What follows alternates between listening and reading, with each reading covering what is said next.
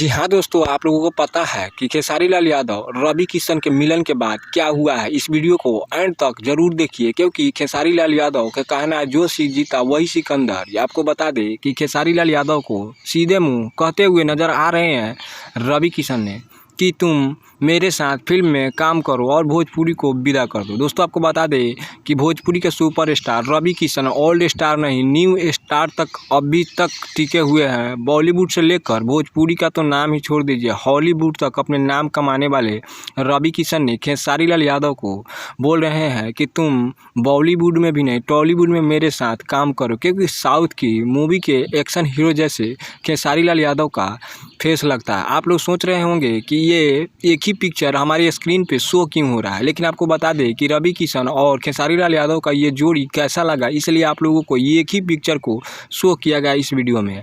तो आप लोग ज़रूर से बतलाइएगा। और आप लोग चैनल पे पहली बार आए हैं, वीडियो को पहली बार देख रहे हैं, तो प्लीज़ चैनल को सब्सक्राइब जरूर कर लीजिएगा। दोस्तों आपको बता दें कि रवि किशन और खेसारी लाल यादव का ये जोड़ी कैसा लगा, क्योंकि बॉलीवुड से हॉलीवुड तक काम करने वाले रवि किशन ने खेसारी लाल यादव के टॉलीवुड की मूवी में काम करने के लिए बता रहे हैं। तो मिलते हैं नेक्स्ट